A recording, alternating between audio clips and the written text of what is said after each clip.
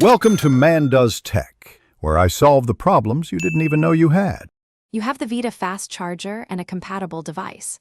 First, confirm firmware and compatibility so you avoid slow or unsafe charging.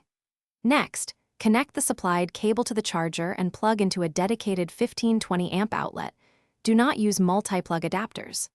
Once done, position the unit with 2 to 3 feet of clearance for airflow, then power the unit on and watch the LED for the ready status before attaching your device. You'll pair the charger with the Vida app right away so you can control profiles and monitor progress.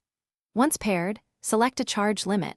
For battery longevity, choose 80% for daily use or 100% for full range needs, then start the session.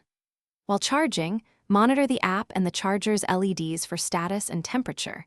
If it warms, the system will throttle and you'll see the rate adjust, which preserves safety and battery health. When you reach your set limit or complete charging, stop the session in the app or press the charger stop button. Wait for the connector to unlock before removing it.